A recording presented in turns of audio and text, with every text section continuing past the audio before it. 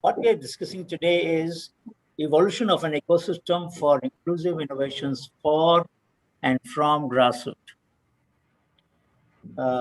This journey began more than 33 years ago, 40 years ago. And at that time, it used to be a system where people will go to the communities, document their knowledge, publish papers, become famous, and people will remain anonymous. That was the custom.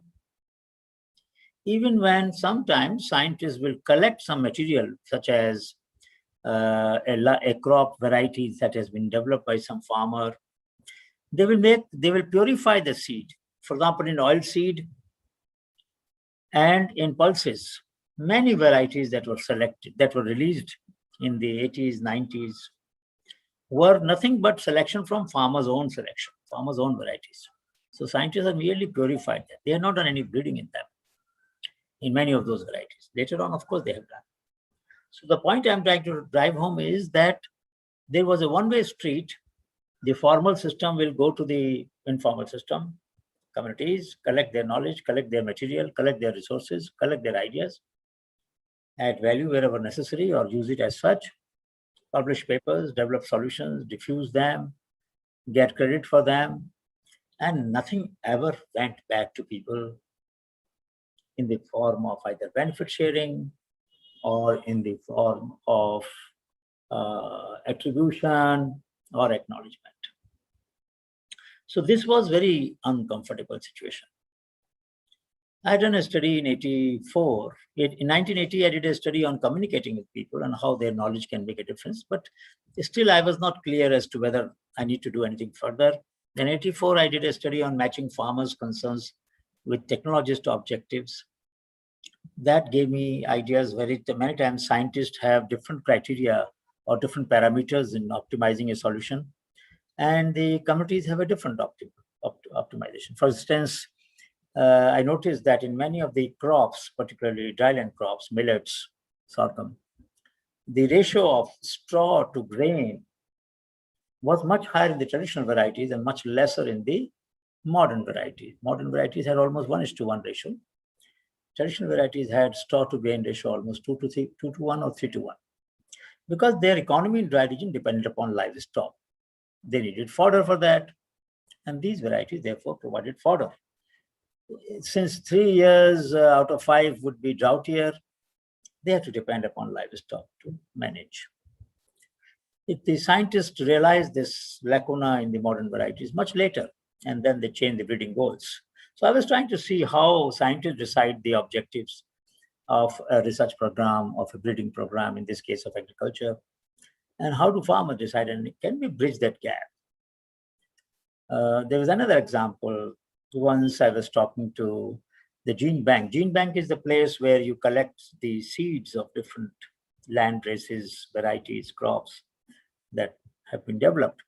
So we have a National Bureau of Plant Genetic Resources, NBPGR, which is the gene bank of our country in Delhi. So there was a meeting that Dr. Swaminathan organized, and there was a gene bank head of ICRISAT. ICRISAT, as some of you might know, is an international center for research in semi-arid tropics in near Hyderabad. So the gene bank manager, Dr. Mangesha, was sitting there, and I asked him, do you characterize the sorghum or jawar varieties on the storability of the grain? And he said, no, we don't have that.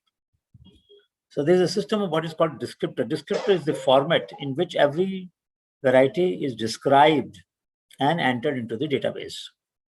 So in this database, they had no column for shelf life or storability of the grains. They didn't think it was a relevant parameter. Can you imagine the consequence of that? The consequence of that was that when hybrid sorghum was developed, public distribution system will not have it. Government will not procure it because they can't store it. It will get spoiled after a few months. Now, negligence on the part of scientists when they did not take into account the proper parameters for PDS, public distribution system, and for food for work program, that led to the disadvantage for the farmers who grew hybrid sorghum, because they wouldn't get good price if people couldn't store it.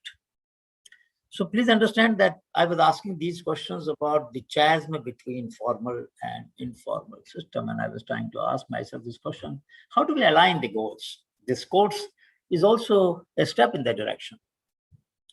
If we are doing research on metallurgy, some of you are from NML and from other labs, and if you wanted to see what is the importance of high carbon or low carbon steel, and then you ask the question whether tribal people had a technology by which they could make low carbon steel. As you might know, that we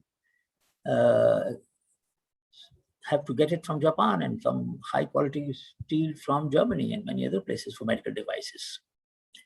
We hardly make any specialty steel. So then the question will arise, can we learn something from the way people design their furnaces? People design the system of measuring temperature when they have to break their furnace to get the steel out of the ore. And some of you might be intrigued when you hear that we found that some tribal people will hear the sound of the fire to estimate the temperature. They will take a pipe, put it on the furnace, hear the sound of the fire from the surface of the furnace, and now is the time they will realize to break it. Otherwise, it will become ash. So whether it is metallurgy, it is ceramics, as you know, archaeologically, when people dig in deep into the past and try to find out the signatures, the kind of pottery that was made at different times in the history or prehistory period gives us an idea as to how old that civilization must have been. So ceramics have been part of our culture for thousands of years, 10,000 years, and maybe more. So naturally, there was a way in which people must have evolved that science. You know that when the shipping took place between Latin America and India, there have been some studies to show that on the western coast, there were some glass beads were found. So there must be knowledge of glass at that time. That's how the glass beads came from there, from Caribbean and other places.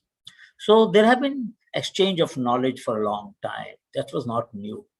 What we were trying to do new was the ethics or the rules of the game by which the knowledge will be exchanged between formal and informal system. We wanted to change those rules of the game. So there were 4 key principles that we decided that Honeybee Network will have. First was that whatever we collect from the people will be acknowledged. People will not become anonymous. Second, we will exchange, we will share back with them what we learned from them and from others. So that means if one person has shared one innovation, we will share 50 more with that person in that domain so that the person feels enriched by our work. So there will be a reciprocity. Third, that if we add any value, we will share that in local language. So if you write a paper, you do some characterization of a traditional herb, which people have been using for malaria, and you want to develop some medicine. As you know, cinchona was used by the American Indians in US, from which the malaria drug was isolated. So there's a very interesting book some of you might like to read, American Givers. And that provides what the European Americans got from the Native Americans. And this was one of the things, because malaria would have wiped out otherwise European people if they didn't discover this medicine. So there have been a lot of such exchanges, but we were trying to say that they should be fair. And our good fourth point was, if we generate any benefits, we generate any consultancy, we get any honorarium, we get any reward, we get any money by commercialization, royalty, a share of that must go back, a reasonable share must go back to the people whose knowledge contributed to that. That was our goal.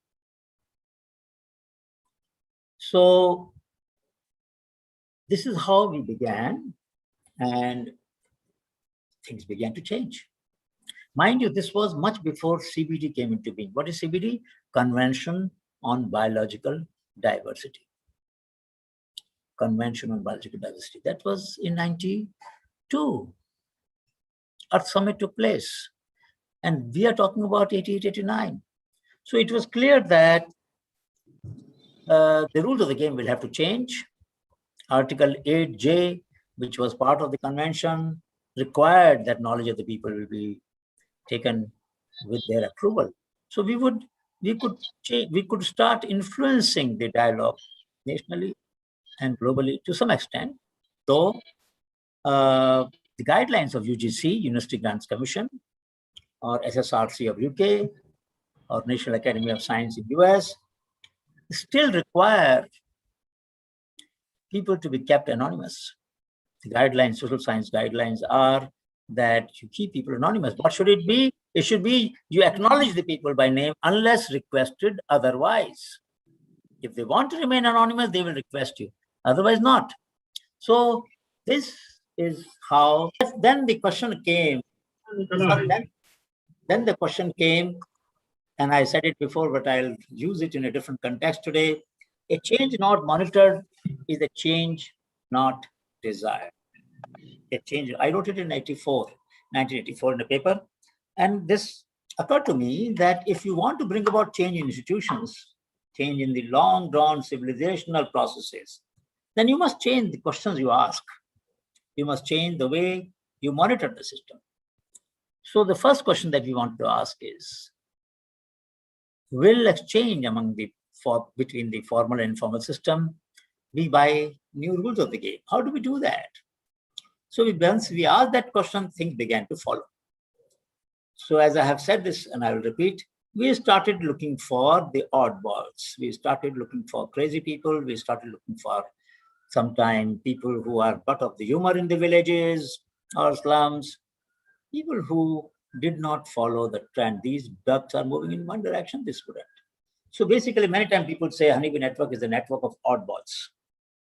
And even in your network, even in your lab, many times there are students or there are colleagues who ask funny questions, who have a paradoxical way of thinking, who will always ask opposite of what you are expecting. And that's a very good strength. That's a very good skill. But generally, the students will laugh at it because they can't see the connection that this person has made in his or her mind of looking at things paradoxically from the opposite end. It's a very important point in the innovation ecosystem, I'll explain. So we started looking for these, and then we decided that this is the logo which was designed by the students of NID in a class on graphic design. And then if a nameless, faceless person comes in contact with the network, gets an identity. This is what we have been trying to do, to give voice, visibility, and velocity. Let me explain a little bit here. What is the meaning of voice? What is the meaning of visibility? And what is the meaning of velocity to the creative? Initially, we started only with the informal sector. Slowly and slowly, we also incorporated young students from the formal sector. As I had mentioned to you, we are going to have a meeting in the next 2 weeks to decide this year's Gyati Awards, Gandhian Young Technological Innovation awards which are given for originality, frugality, and social applications to PhD, MSc students, postgraduate students. 15 lakhs to 15 students, life sciences or application in life sciences, even if you are from the non-life science background, but your application should be. So you may be in electronics, but your sensor is going to be used in diagnostic, then it is a life science innovation. So, and then we have other disciplines of engineering, metallurgy, the computer science, and textile, and whatever have you. There we don't have money, but we still give the same citation in the same function. So, and then there are appreciation awards. So we started recognizing them in 2009 onwards, and we'll come to that. But our major focus, 80% of our focus, continues to be on the innovation from grassroots. Though of late, we are also incorporating innovation for grassroots. So if you develop a very affordable water filter, you're doing innovation for grassroots. But if you incorporate, let us say, the traditional knowledge, which is using coconut frond or fiber pith, then it is a blending of people's knowledge and your knowledge. And that's very interesting. That can be done very well. So let's go further and see what are the lessons, what are the steps we took for giving voice, visibility, and velocity. The voice means giving identity to the creative people. Visibility means to bring them on stage to share their creativity with the rest of the country, rest of the world. So when we started the awards at the hand of the Honorable President, Dr. Kalam started it. That was giving visibility to the awards. In fact, he started the tradition of presidential award, and then Mrs. Pratibha Patil continued, and then Shri Pranab Mukherjee continued, and the current president, Shri Ramnath Kovindji, also continues that. So this was a tradition that is started of giving visibility to grassroots innovations. We added a step thanks to Shri Pranab Mukherjee's initiative. Mrs. Pratibha Patil brought the exhibition to the President House, and Shri Pranab Mukherjee brought Festival of Innovation to the President House. So from 2015 to 17, Festival of Innovation was organized in Rashtrapati Bhavan. And in 18, it was called Festival of Innovation and Entrepreneurship. That was the last year when it was held in Rashtrapati. Now it is held in NIF office or somewhere else.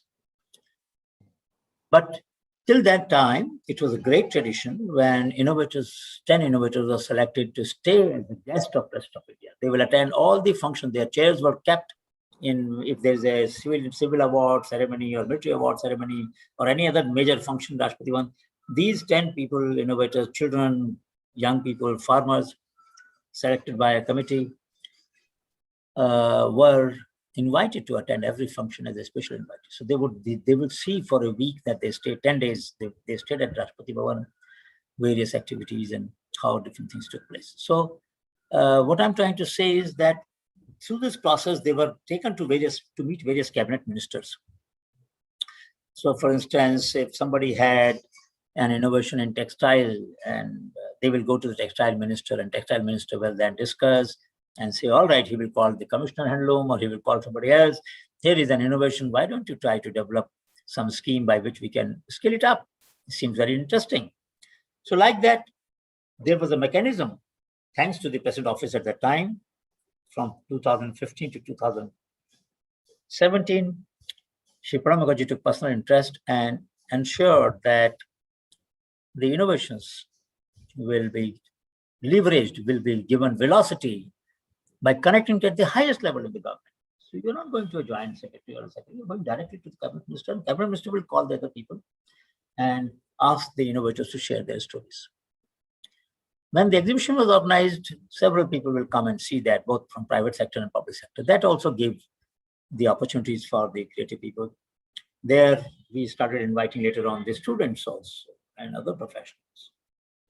So a standing wheelchair developed at IIT Madras, for instance, Dr. Sujata, I think, was the faculty guide of that student, was invited there and to showcase how they have solved this problem. Or for that matter, Vikas Pandey from IIT Delhi, whose example I gave you earlier, who had developed a fluorescent microscope, 50,000 rupees as against 9 lakh rupees, was also invited to showcase. So there were many such examples where farmers, children, and students were also invited to showcase their innovation. So that's how the Honeybee Network was trying to give voice, visibility, and velocity to the creative and innovative people. And then let me now share what are the questions we have to ask when we create an ecosystem. Any question till now? I will stop it for a minute. Anybody has any question?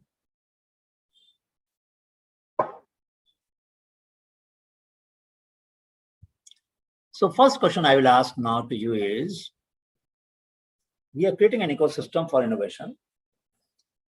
What is the first step? Obviously, where are innovations? How to search? How to find them out? Once you find out, how to document? And how do we know who is the original innovator? Because sometimes I'm using an innovative solution or innovative device in my field. You are passing by, you stop, you talk to me, but you can't infer that it is mine unless I explained to you, or you asked me, and you asked some neighbors of mine. So we were required, I mean, the system was developed that we should ensure that original innovator, the person whose idea it is, get the recognition, not anybody and not everybody. And then, of course, document them. So initially, when we scouted the innovation, we will not get too much detail, just a paragraph. But while analyzing them, while doing para research, we found, oh, this idea seems good. Let us do a detailed documentation. I'll share with you those forms which we developed in NIF at the time, earlier in Srishti and Gyan, and later in NIF. NIF is National Innovation Foundation, Srishti is Society and Research, Society for Research and Initiative for Sustainable Technologies and Institutions, and Gyan is Gujarat Grassroots Innovation Augmentation Network. So there were three institutions that we created for different purposes. I'll explain. So first component of the ecosystem is searching innovation. Many of you, when you have to search for innovation, you will go to the web. But you must remember that most of the farmers don't have smartphone, forget about internet. So how will their innovation be found on the web? You can't find them on the web. Then how do you find them? You have to literally walk to the villages. So we had a lot of volunteers, students, professionals, farmers, who join hand. All of you can be a volunteer of Honeybee Network and say, all right, sir, if we come across any good idea, we will share with you. You don't lose anything. But that person whose idea it is will get a chance to improve their idea. If nothing else, at least we could recognize that idea. That will give him or her encouragement to take the ideas forward. So the search process involved invariably a lot of voluntary action, because there was no way a small organization at that time. Honeybee Network was not even a legal organization. It was just a network of like-minded people, policymakers, students, otherwise. So how would they be able? We didn't have resources. We were working through our own resources, our own savings. There was no project. There was no grant. It was all voluntary. So then, once we started searching for innovators and documenting them, then the question arose, is it traditional knowledge or contemporary innovation? Of course, it is true that traditional knowledge of one region can become innovation for another region. And there are many examples I'll give you. But some knowledge, some practices may have evolved in recent past, while others may have evolved in long past. So we had to distinguish traditional knowledge from contemporary knowledge. Then the next question came, we have to build a system for validating the claim. How do we know what the innovator is claiming is true or not? So we had to then find a way in which there should be formal institutions, part of the ecosystem. So you will be happy to know Dr. Mashelkar was CSIR DG at that time, 2004. And the first agreement was signed with CSIR. And I have, on behalf of Honeybee Network, MOU between the grassroots innovation ecosystem and the largest network of labs in the country. Then came ICMR, Indian Council of Medical Research. We signed agreement with ICMR. Dr. Katoch was DG at that time. Then ICAR, Indian Council of Agricultural Research, Dr. Mahapatra, though that was much later, but nevertheless, they also. So what are we trying to do? In the ecosystem, we are trying to bring the best of the formal system with best of the informal system. And no compromise and no second order science. The best science, the most rigorous science must scrutinize the ideas of the people. And if they say that it is good or better than the available solutions, then they get recognition and further support. Some will get presidential award, some will get appreciation award, and some will get just support but not award. So that was natural. And mind you, we gave awards for such a long time, and none of them was questioned by anybody in the world because a lot of rigor went into it. So validation process was where scientists offered their help. And I must add here something very interesting, and you will be all proud of it. Not one scientist from CSIR, ICMR, ICAR, or for that matter, other labs or universities charged for their time. Not one scientist. Some of them said, I remember NCCS, National Center for Cell Science in Pune, Dr. Kundu said, look, I have got projects. I don't care. You have a lead for cancer. I have got a cell line. I will do the scrutiny. Don't worry about it. Send me the material. He didn't even take the consumable expense. There were many scientists like that. Why I'm naming one? There are so many who didn't take Dr. What his name? Samat, Dr. Samat from Bombay Veterinary College. Later he went to Nagpur. Didn't. He asked, I will get master's thesis done on this problem. Why are you worrying? You will get next year. Before the next award function, we had generally 2-year gap between the award functions. So we will get your validation done. Master's student do 1 year research work. They will take it up. And wonderful theses were done on a claim of a veterinary medicine. So large number of scientists, practically all scientists did not charge for their time. Some scientists did not charge even for the consumables. And that is a huge contribution. I mean, if you develop a project, generally to DST or SERB or wherever, at least 25 lakh, 20 lakh is a normal amount, minimum amount. So if you look at the claims, we gave on an average, let's say 70 awards or 80 awards, multiply them for 20 years. Say 1,500 awards, multiply by 25 lakh or 20 lakh each validation. That would have been the cost that we would have to pay. We didn't have money. Our total budget for first 10 years was 1 crore 80 lakh, 1 crore 1.8 lakh, 1.6 crores. That was all, $400,000.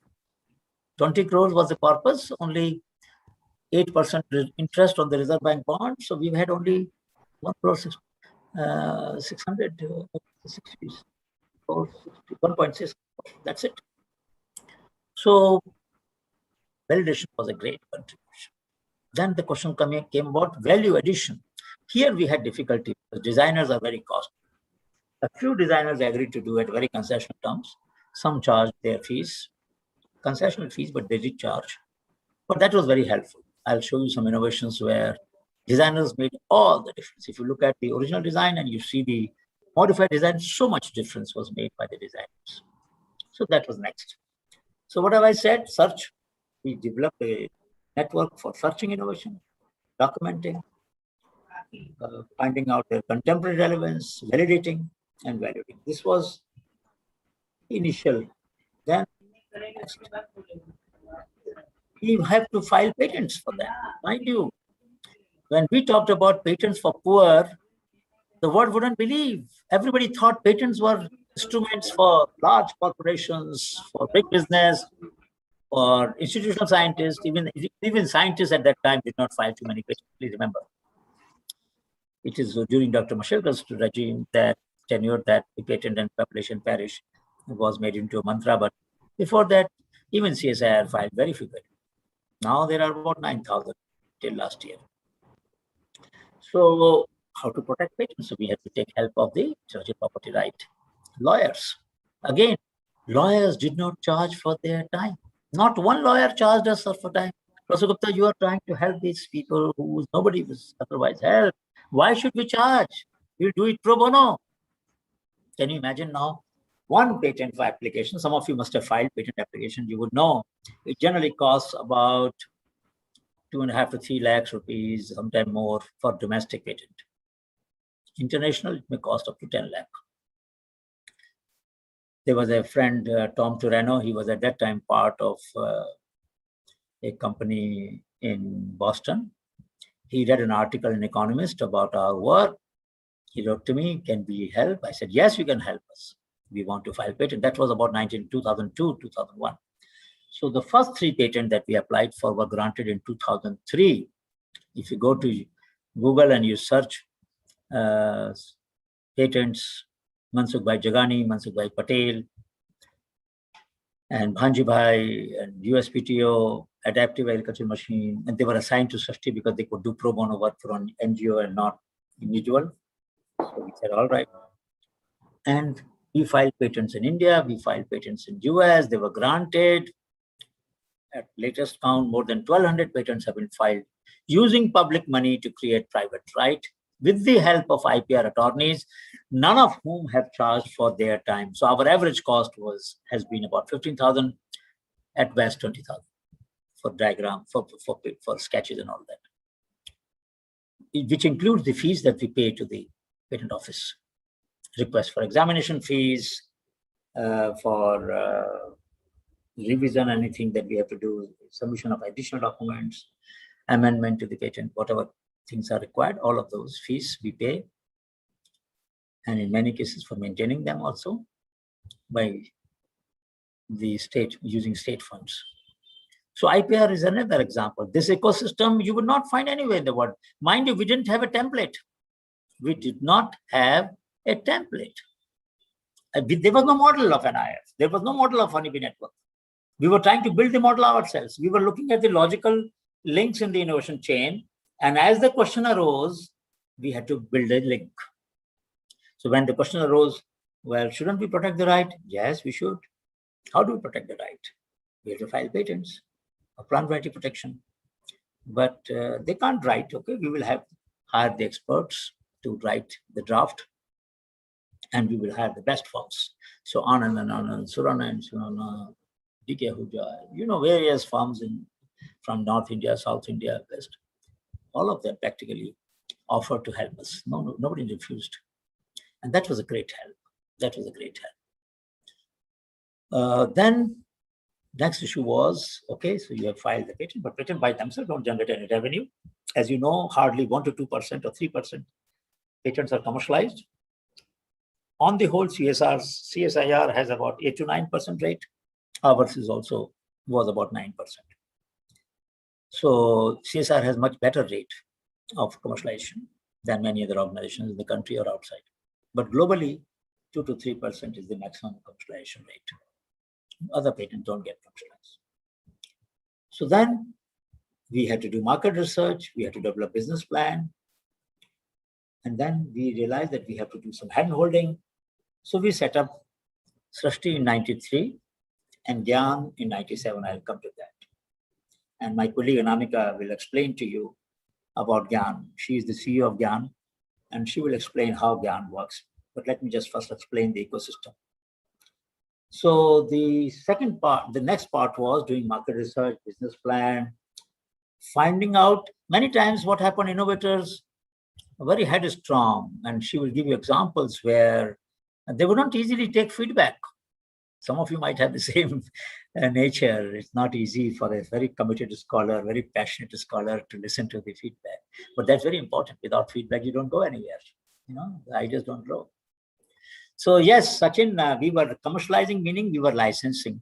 Licensing in two ways. One was licensing to the small entrepreneurs. Most of our licenses were to small entrepreneurs or medium-sized companies, where the entire signing amount and the royalty was to go back to the people.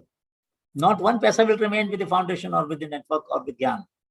Entire money will be given to the innovator. Because in any case, the institutions were supposed to raise funds from other sources for their own management. So we also involved the students of business school. I am a student. My class students would do some work on business development or finding out the licensing opportunities. Anamika and I were teaching a course in Norway. So the students in Norway Technological NTU did some prospecting for licensing technologies in Europe and Africa, where they were working. So we were trying also global opportunities for licensing, not just Indian opportunities. We also realized that most innovators don't want to become good entrepreneurs. Most innovators don't want to become good entrepreneurs. Which Indian organization? Well, ST Microelectronics has very high rate of licensing. We have a data I could share with you in the next class. We have a data of all the universities, all the labs, all the companies, top 10 companies, top 10 license, all of that I'll be able to share that with you in a while. But ST Microelectronics is a company, the 6th largest company of semiconductors based in Noida, Italian company with a subsidiary in India. They had very high rate of filing patents in the private sector. In the public sector, CSIR had about, at one time, 30% share. Now it's about 20% share in the entire R&D network of the country. CSIR has the largest share among the patent filing. The university system, our entire university system doesn't have more than 2 to 3%, unfortunately. Even at that time, even ISC had very little share. Now they have increased off late. But at that time, their share was very low. They were hardly, I'm talking about early 2010, 11, 12, we started this work of mapping the patents in the country. Until 2016, I updated my files, which I will share with you, or 2015 or 16. And many of the top institutions did not have a very good record of filing patent, but nevertheless, CSIR was the best. Much better than ICMR, much better than DBT, and much better than ICR. There was no comparison. There was no comparison. And also licensing, as I said, CSIR had a licensing of the order of about 9 to 10%. But mind you, licensing is not only on commercial terms. You can also do a DIY licensing, open source licensing. You have heard about Creative Commons. You have heard about other form of license, GPL, general purpose license. So there are many models of in open software. You have GPL license. You have attribute only license. That means you have to attribute, but you don't have to pay anything. So there are different kinds of licensing models. Those of you who are interested, send me your questions and I'll incorporate the answer to those questions in one of the sessions. That's not it. I have been teaching a course on SMIPR, Strategic Management of Intellectual Property Right, for competitive and collaborative advantage, both, not just for competitive. The next was, so I was mentioning that most innovators didn't want to become good entrepreneurs. So we had to find the linkage between innovation, investment, enterprise, and I will leave that discussion to Anamika to take up. How to build the skills of the innovator to move on entrepreneurial path. Most innovators are tinkerers, and they don't really see themselves as entrepreneurs. A customer comes, a farmer comes, they customize the solution to that person. They don't keep ready-made components and they will assemble them and keep. There are a few in Chittal village. There are a few maker of multi-purpose toolbar, or what you call as a small 3-wheel tractor. They will keep some parts. I will leave that. Then we go to the next element of system. Now you have got innovations, you have documented them, you have done the prior art search, you have found the novelty, you have filed the patents, you have developed a business plan. But how will the innovator find money for taking them? So we thought, just like you have risk capital for biotechnology, for information technology, at that time it was just emerging. There was no major investment. The startup movement had not just really taken off at that time. I'm talking about 25 years ago. But we realized in 97, when we had the first international conference on creativity and innovation at grassroots, we realized that there is a need for risk capital. So we wrote a paper, circulated to various finance secretaries of the government, and there was a good response. And then in 97, within 2 or 3 months, 1st March of 97, GYAN was set up in collaboration with Gujarat government. And the board is very interesting, she will explain. So then risk capital was invented. And from microfinance, we moved to micro venture innovation fund, MVIF. GYAN has MVIF now, earlier, and I have had it in collaboration with SIDBI, Small Scale Industries Development Bank of India. This was the first fund in the world which will be given to the innovators under single signature. No guarantee, no co-obligant, no collateral. In microfinance, there's a group guarantee. Group has to take responsibility for payment of loan given to an individual, woman or man. Not in my MVIF. No guarantee, no collateral, no stamp paper. Can you imagine? And the first fund of about 4 crores plus 1 crore for transaction cost was given in 2003, and more than 70% money came back. And the rest was because the enterprise did not succeed, product didn't work out, genuine losses.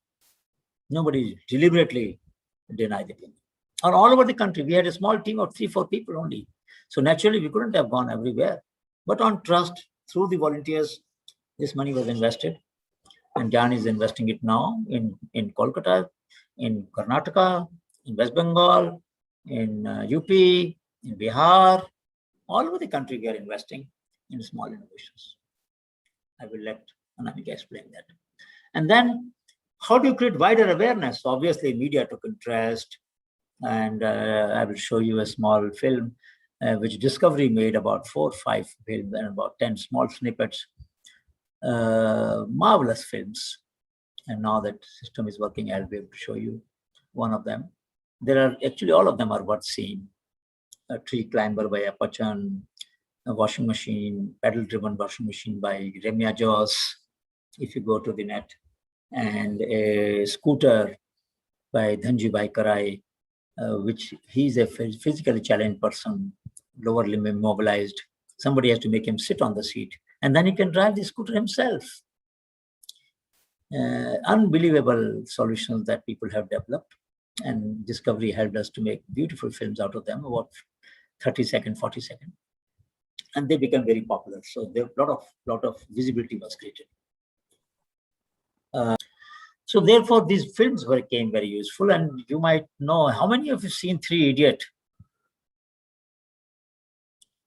Most of you must have seen that, isn't it? Do you remember some innovations from that film? Anybody? Drone, what else? Correct. Floor mill on scooter, very true. And one more. You know what? These innovations were given by us from the Honeybee Network when Vidhu Vinod Chopra invited me and Raju Hirani. Vidhu Vinod Chopra brought lunch from his home. He said, Professor, what can I give you which will make you feel special? So I've got lunch from my home. I said, all right. And then they narrated the whole story. And they said, here is an episode where we want to use innovation. Earlier, we were thinking that when they go to the, when these fellows go in the car to meet this friend in Ladakh, at every turn, they will find one or the other thing. But that probably would have become, that would have taken away the charm of finding innovation in that school. So now there was a innovator in Meerut who had designed a shearing machine for horses, battery-driven machine. Idris. Huh? Mohammed Idris. Mohammed? Idris. Idris, you are right. Your memory is better. I was losing the name. So Mohammed Idris, and then the person in Maharashtra, what was his name? The scooter with floor mill. वो तो हमारे Famous fellow. हाँ ही rancho school भी उन्होंने खोला. He has made a rancho school. It'll come in a minute. Yeah, so that fellow was an innovator in Sheikh Jahangir. Sheikh Jahangir. So Sheikh Jahangir from Maharashtra, I think Nasik, and Mohammed Idris from Meerut, and many other innovations that we shared. And these innovations became, everybody remembered them. You remember them. It's just about 3 or 4 minutes or 5 minutes shot in the entire film of 2.5 hours. But practically everybody remembered those 2 or 3 examples. And that drone was, of course, from Ashish Bhatt and others. The famous people now, they were from IT Bombay. They had developed this drone, which could take off from hand. But these 2 innovations were from the Honeybee Network. And they had acknowledged in the end, of course, small acknowledgement. They didn't give much money to the innovators, just about 10,000 rupees. But that's okay. At least this film, which was a globally famous film, gave him. Subsequently, you know, there was a film on Padman. This fellow in Madurai, in Tamil Nadu, who developed this sanitary napkin machine. So, and then there was a film on Malaysian in Telugu. Muruganandam. Yes. So this was another way in which visibility was given to the community. So media wrote, all the famous magazines, all the media, BBC created a film on the innovations, CNN did, Japanese NHK did, all of them. Around the world, people were showcasing these grassroots innovations. It was something that was new to people. People didn't realize that poor people can be rich in knowledge. Poor people can be rich in knowledge, rich in creativity. So it was getting attention. It was getting attention.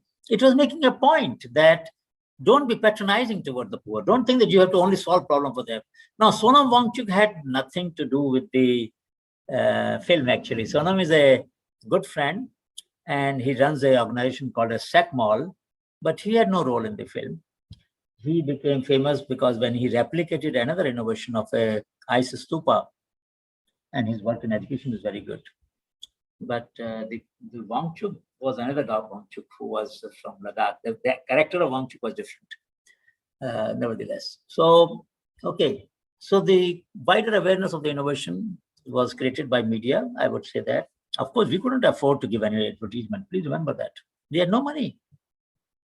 Honeybee newsletter was coming up in the meanwhile. This newsletter was coming out in different languages, in Telugu, in Malayalam, in Odia, in Hindi, in Gujarati, Tamil at one time, and Kannada. And now starting in Gurumukhi and Kashmir Urdu. So idea was to reach people to people communication only through cross-pollination in local language. Recognize, respect, and reward. We mentioned about presidential award system. There was something interesting done when Dr. Kelkar was the chairman of the 13th Finance Commission.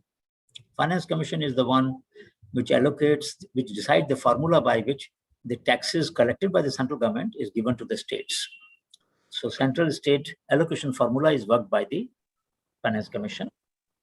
So the Finance Commission visits all the states and meet the chief minister and listen to the leader of opposition and understand what kind of need the state has. Then they do calculation, work out the allocation formula and so on. So that was very interesting. When he went for meetings, he took a report, and all of these are available on the net.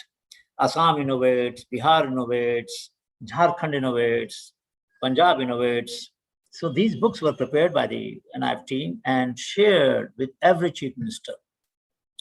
Now, I must admit that they did not make as much impact as we had hoped in the state policy, but nevertheless, it was a good gesture to elevate the awareness and give the recognition by giving each report, each book has 3 parts: innovation from Punjab, let us say, innovation for Punjab, and innovation and the traditional examples.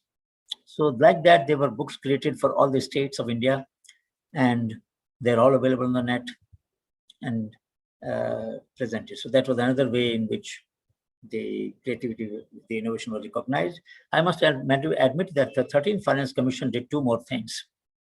First time in the history of this country, District Innovation Fund was created. So 1 crore of rupees was given to all the districts, about 600 and odd districts at that time. And this fund, I made the note for that.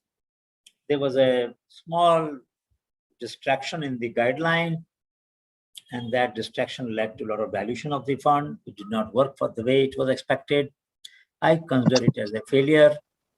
But the success is that it at least opened the mind that there is something called as innovation at district level, and there must be funding for that.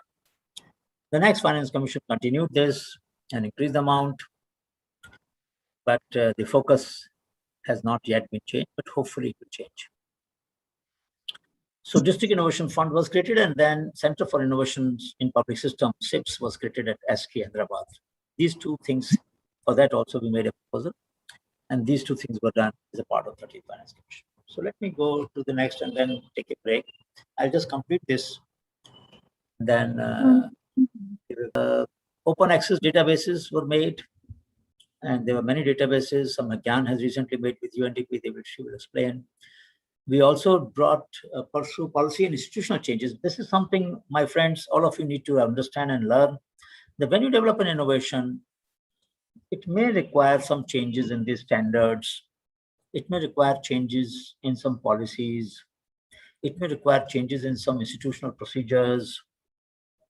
So it is not enough to make an innovation. You should also pursue the changes in the appropriate institutions and or policies. And that's very important. You remember last time we discussed about the 4th light, and many of you gave various examples. and the blue light. And then but that will not work. No individual can change it. It requires Surface Transport Ministry's approval. It requires police approval of the police administration and municipal authorities, and all of them have to agree for adding a fourth light, the traffic light. So there are policy issues. Technologically, it is a simple thing, but policy-wise and institutionally, it is complex. So if you want to develop a new technology, for example, many labs have developed COVID diagnostic kits, and some of them can work at room temperature. They can take saliva, not just nasal swab, and CCM developed at room temperature by changing the RT-PCR step. They have removed 2 steps, so it becomes shorter, quicker, faster. All of them will require ICMR approval, drug controllers approval, and then, of course, after they getting the data on their reliability and so on. So standards have to be changed. Recently, you might have read that ICMR allowed the antigen test, anti-antigen antibody test as a home kit. So I have been tweeting that they allowed only my labs in Pune to do that as a company. But there are 25, 30 other companies in the country who also make antigen test, which is not very accurate. As you know, there are about 70% chances of correctness, 30% chances of a mistake. False negative is much more evident, though positive is generally positive, but negative cannot be always negative. So that is a problem with this test. But nevertheless, if people want to do that test at their home, same test that you do in the malls and public spaces, they should have allowed other companies also. They should not have opened this opportunity only for one company. That's not fair. So then somebody has to lobby for that, and I have been trying to lobby for these other companies, other startups, that they should also be given a chance to participate. Otherwise, there's a monopoly, and monopoly is never good for innovation system. You should have some competition. We also developed G2G model, grassroots to global model, where we were trying to find global markets. So we transferred technologies to Kenya, to Zimbabwe, to many other countries, and proved that grassroots innovations can have global market. We found inquiries from more than 60 countries. We didn't go to them. They discovered us. We didn't advertise. They found it out on the net and wrote to us that they would like to have these solutions. And of course, you will also need to renew the ecosystem so that social and ethical capital keep on getting renewed. I will come to that. Any question about how something happened, or you need me to explain a little bit more? Yes, Ashwini? I just want to make a point that to help the innovators to continue with their innovations, I think they need a support that somebody has to be the first buyer of their innovative products. So if I think, if I'm not mistaken, in Niti Aayog, they have this Atal Innovation Mission. So they are trying to develop a scheme wherein the first innovation of an innovator would be bought over by the government ministries, so that the innovator gets an encouragement, and whatever investment he has made from his side, I mean, he is able to make up for that.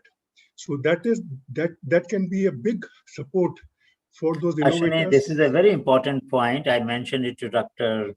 Vijay Raghavan and Niti Aayog chairman also, that if you look at public procurement, it is called public procurement.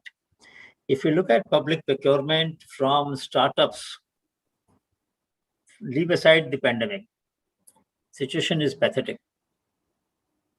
If you look at various solutions that have been developed, very few from the startups I'm talking about, not from the labs.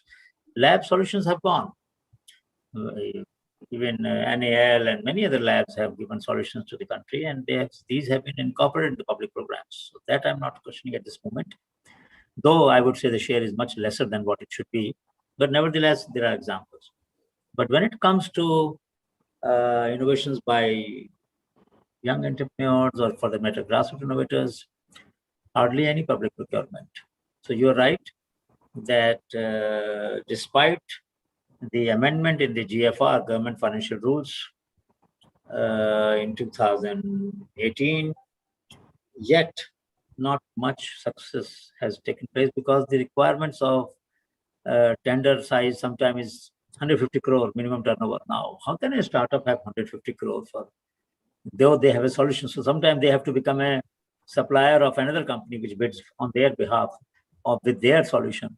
And they will get much lesser share of the benefit because then this company will charge some amount for lending their name for the business. So there are all kinds of unfortunate problems, but you are absolutely right that public procurement is a very important driver of innovation all over the world. In our country, not yet, but point is valid. Atal Innovation Mission is a initiative of Niti Aayog. It's an independent initiative, but managed and owned by Niti Aayog. And it sets up tinkering clubs. It also has incubation centers, provides funding to the public systems and private institutions, public school and private school for setting up tinkering lab, etc. I would like to speak something. Yeah, go ahead, please. Go ahead. It's a little off topic, and I would not like to offend anyone who's present here. So when Ashwani sir was saying his point, he said that the innovator, he needs the support and someone should buy his product. If we being so educated, we are saying that innovator is he. We have that mindset. So it came out very unconsciously. He didn't think about that in that way. But why is our mind fed like this? You are right. No, you have a point. You have, what's your name? Neha. Neha, you have an absolutely valid point. We should all be conscious of this. And some of us are, some of us are not. But you're right. I mean, this is something that Ashwini will also be careful in future, his or her. So we have gender neutral terms, we should use it. So because we can bring the change, if we will be conscious enough, we'll pass this thing down. No, you have a point. You have a point. We all agree with this. No debate on this. We have to be careful. I must tell you something now that you have raised this issue. And I will be making confession. An honest public confession. Because this lecture is on YouTube and everybody should hear this, what I'm going to say now. With all our efforts, with all our sensitivity, with all our inclusiveness, we have very small share of award that have gone to women innovators. The paradox is like this. When it comes to Ignite Award, and now it is called Ignited Mind Award, Ignited Mind at honeybee.org, which we give to the children, Dr. APJ Abdul Kalam Ignited Mind Award.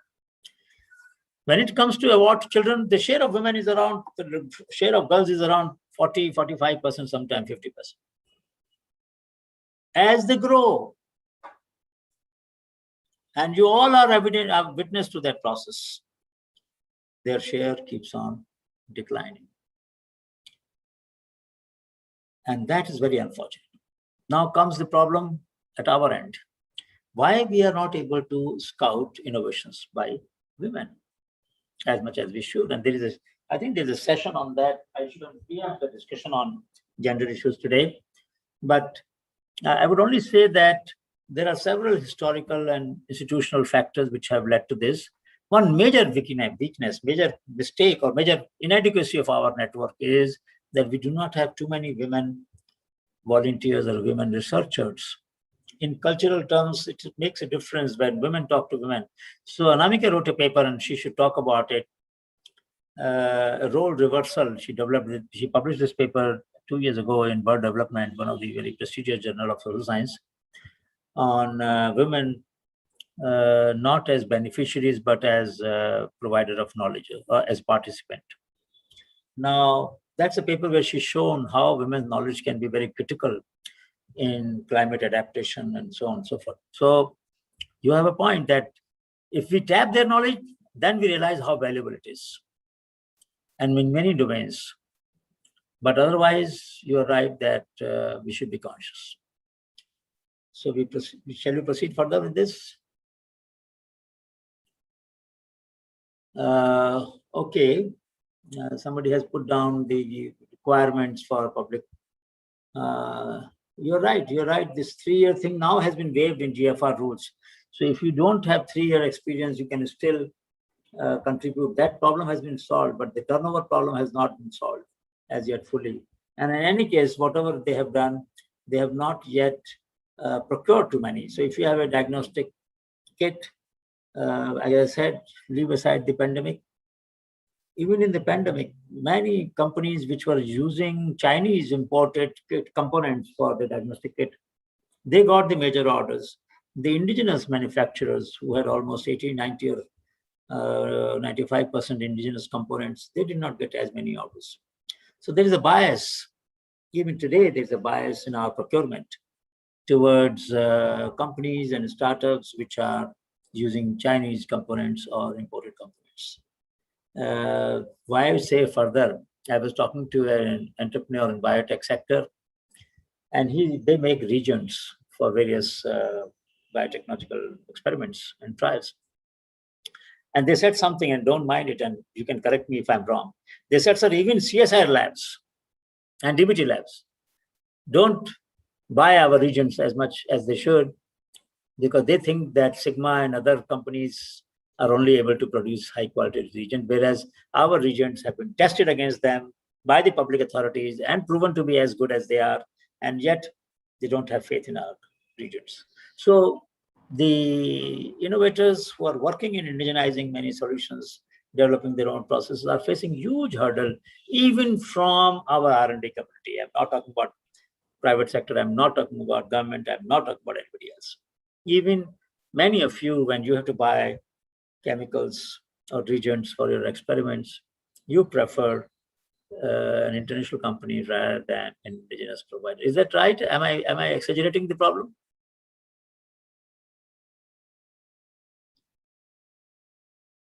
Do you agree with me?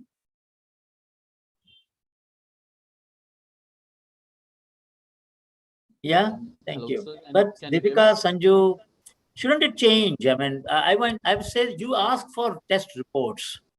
You ask for complete parity with imported chemical. I have no problem with that. But once you get that report and you are satisfied that it is at par, then patronize our manufacturers. I mean, how else will they grow? Why would they do all the R&D to indigenize these solutions, these processes? I mean, I have done this study. I've talked to about 24 entrepreneurs in biotech sector in the last 6 months. And I must tell you, I'm very pained by their experience in terms of the support they get from our own internal R&D institutions. Because if you buy, they can say, oh, we supply to CCMB or we supply to so-and-so lab. And that becomes a kind of a credibility building method. So then the other companies, other entrepreneurs will also buy, because they will say, oh, if you're supplying to CSIR, then must be good.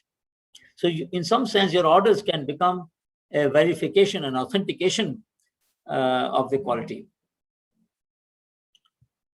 No, it is all right. I mean, I know that Sigma has a much wider range, but my point is that wherever biotech entrepreneurs, and I have talked to many, have developed regions for, let's say, diagnostics, then also we still insist on buying the foreign, imported chemicals. I'm just saying that if we want industry in our country to promote, and if some of you who are doing research in synthetic chemistry or other fields want to set up your own enterprises, then you would need to be encouraged. And if you need to be encouraged, your own colleagues have to encourage you. Your own seniors and juniors have to encourage you. So that was the only point. Coming back to the issue of how did we do that? And we had no model to follow. We had no model to follow. There was no country in the world which had a grassroots innovation ecosystem. The word grassroots innovation didn't exist. The word frugal innovation didn't exist. There was no discussion on this word. Innovation was not a conversational issue 30 years ago, please understand, or even 20 years ago. We started from that situation.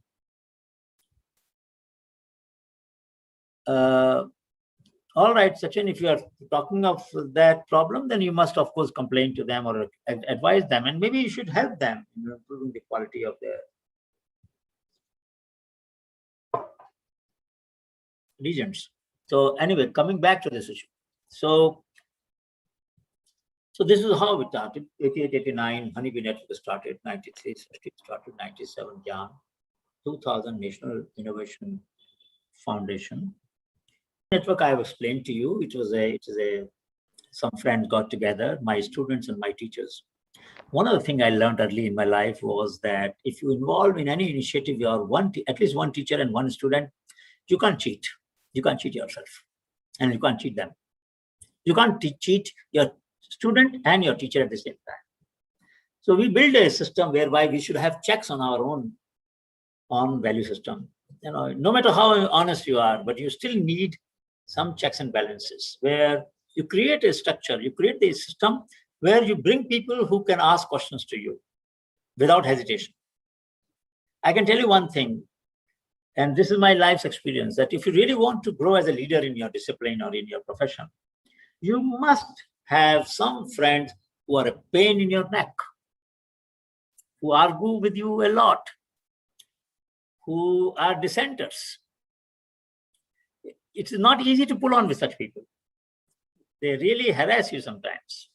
But the advantage is that truth, or even if a version of truth, it may not be complete truth, but even a version of truth comes out quickly. You don't have to make a case for it. You don't have to be polite. Such people will blurt out their feelings right at your face. And the feedback cycle becomes shorter. Quickly you get a feedback if you're going wrong or if you're not doing something right, or there's a better way of doing things. So having dissenters in your ecosystem, personal ecosystem, your professional ecosystem, is a fundamental need for you to become a good leader. I don't know of any good leader. There are leaders. Good leaders are those who keep dissenters in their group. If you don't have dissenters, you become arrogant. And we know the consequences of arrogance. You commit very huge mistakes.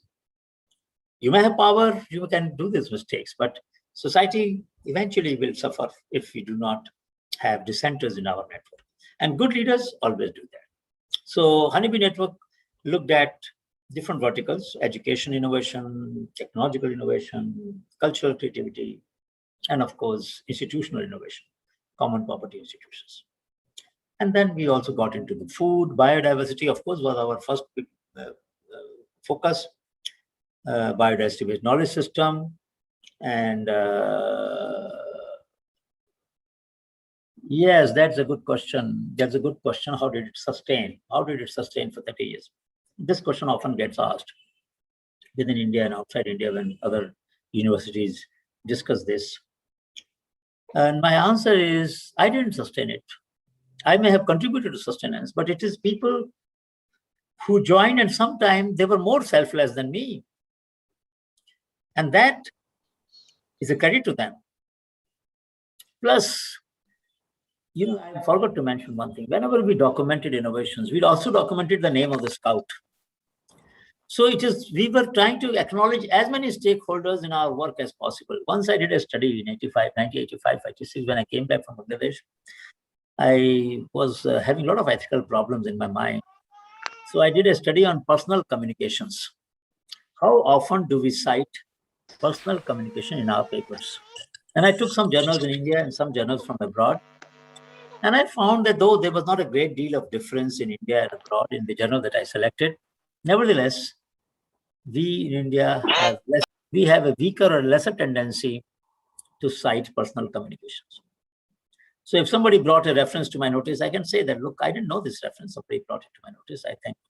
Or if somebody brought out a point which is very critical for my work, my theory, my explanation, then I put a footnote that so-and-so, I'm grateful to so-and-so for bringing this issue out.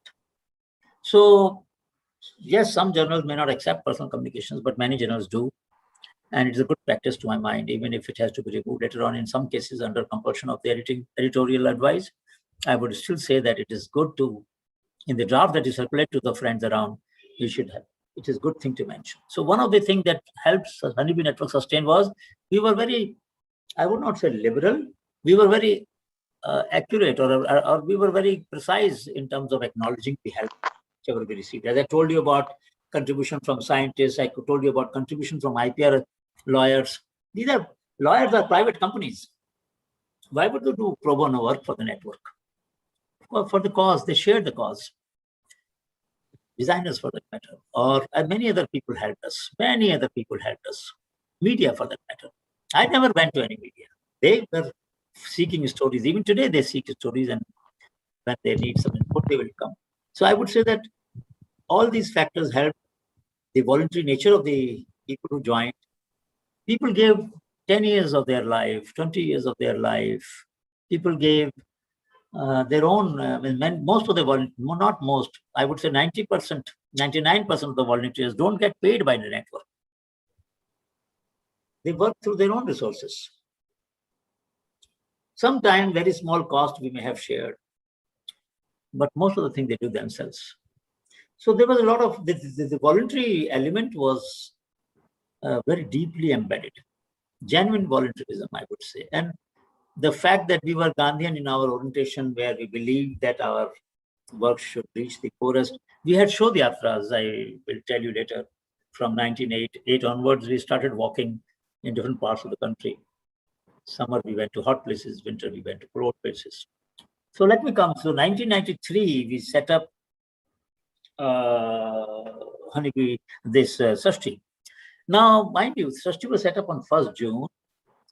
And I had only a small grant. I had taken leave from IMA for 2 years. And they said, what will you do? And I said, I will work at the community level. I want to spend time with innovators, and with my other commitments, I won't be able to do that. And as they say, I got, after a lot of struggle, normally nobody takes leave from IMA to work with the communities. I mean, they will take leave to work with an international university or institute or a company or someone. Nevertheless, they granted me leave after a lot of struggle. And then I got this Pew Award, which was $150,000 at that time. And only 1.5-page report every year was to be given for 3 years. That was very helpful from University of Michigan. And that helped me to take up a lot of other steps in terms of studying the IPR system in different countries, looking at building the network in different parts of the world. All of those things could happen during those 3 years. And a lot of research was also done at that time. So that was helpful. Sashti is a non-profit organization. It has Dr. Mashilkar chairs the management board, and Dr. Gagandeep Pang, and many distinguished scholars are Dr. IIT Delhi director, Dr. Ram Gopal Rao. They are all members of the governing board now. And it has partnership with biotechnology, BIREC, Biotechnology Industry Research Assistance Council, DBT. It organizes BIS, Biotechnological Innovation Ignition School, which is currently going on. It organizes summer school, which Gyan organizes for polytechnic and ITI students, and Sashti does it for degree colleges. It also organizes traditional food festival, Satvik, where we invite food formulators, food entrepreneurs, and try to develop respect for organic and also for nutritional food. So all of these things Sashti has been doing. It also has a small incubator, Bionest incubator with support of BIREC, and Gyan has an incubator supported by Gujarat government, but works all over the country, Gyanastra. So I'll stop here and let Anamika take over from there. Anamika, are you ready? This is just a brief, and then we will have another video, and then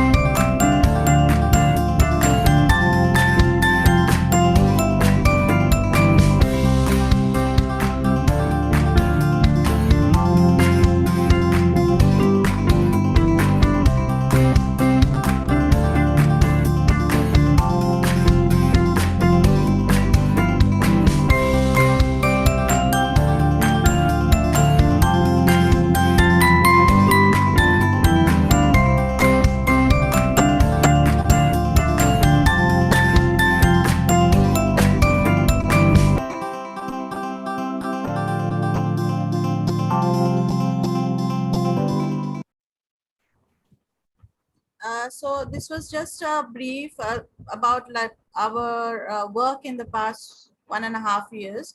But let me share with, I think, people who were saying about gender inclusiveness in the innovation ecosystem. You might, okay, just hang on. You might understand Professor's concern because he himself has spoken about the problems that we faced when we wanted to get information about women's innovation and their knowledge system. So just give, and after this video, we will open for some questions, and we also have a presentation followed by a small activity, maybe 15 minutes activity, where we will participate and see what if we can do things that we in the class that we do at GYAN. Just give me a moment. Gujarat Grassroots Innovation Augmentation Network, that is GYAN, is a developmental organization registered as a trust and society in India since 1997.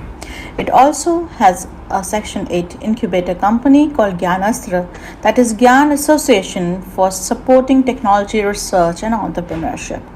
The major activities of GYAN are scouting, documentation, and dissemination of grassroots innovations and also innovations for grassroots, providing handholding support to innovators and connecting them with entrepreneurs and investors, which form GYAN's golden triangle of creativity.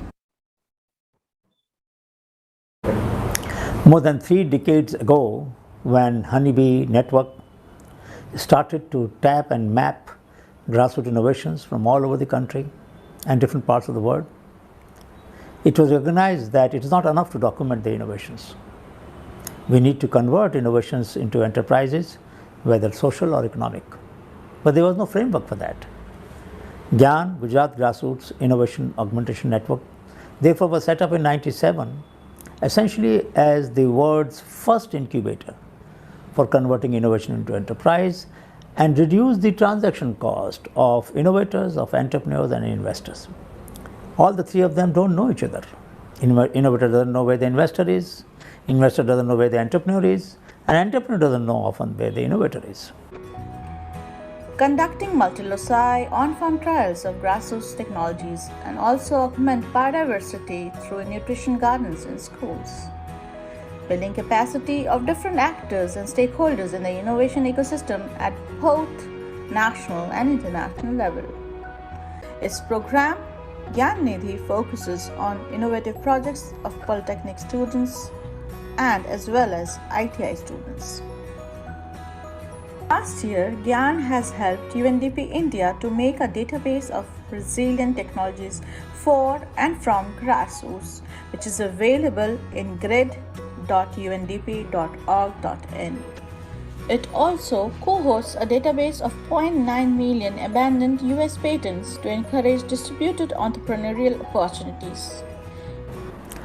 During this process of converting innovation into enterprise, we faced many challenges. And one of the challenges was that women whose knowledge often was not tapped as much as the men's knowledge was tapped, remained a very small part of the ecosystem. So how do we challenge that? How do we overcome that problem? And one of the experiments that we did was to take the help of self-help group members, and this experiment was done in Kerala, where we would try to document the knowledge of the women when they meet in their monthly meetings about various problems that they would solve, whether for childcare, for processing food, for storing grains, or for various other activities. And then see whether some of this knowledge will lend itself to convert into enterprise.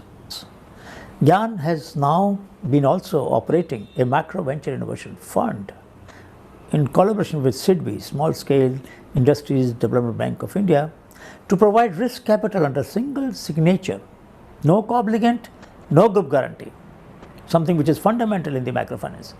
The transition is from microfinance to micro venture finance. If risk capital is so critical for biotechnology, for information technology, wouldn't it be equally critical for small grassroots innovators? So this is the concept that we pioneered, that under Micro Venture Innovation Fund, the resources will be given to the innovator who has shared all his or her knowledge with us. They trusted us, we should trust them. And in this process, we have created this new framework of Micro Venture Innovation Fund. If you make money, give it back. If you fail, we have also failed as a supporting organization because we couldn't carry forward your innovation to the market as well as we should have. GYAN does not focus only on economic enterprises. It also focuses on social enterprises, on ecological enterprises, on educational enterprises. And we try to promote innovations in various sectors. It is important also to understand that not all entrepreneurs would be able to recover the entire cost of the product or service that they provide from the users. There are many disadvantaged people in our society who may not be able to pay the full cost of full service. It is here that the role of state becomes very important to underwrite this cost so that disadvantaged people are not disenfranchised from the ecosystem for availing the innovative products and services. GYAN in that sense is a pioneer in terms of bringing the three actors together, but also influencing the public policy. It has a very strong cooperation with UNDP India and UNDP Global, and has continued to provide support, has organized online courses, particularly MIST, Management of Inclusive Innovation for Social Transformation, which has now reached about 90 UNDP Innovation Acceleration Labs in 109 countries. GYAN in that sense really tries to link grassroots with global.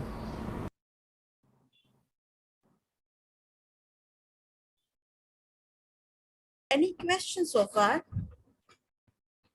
about our work?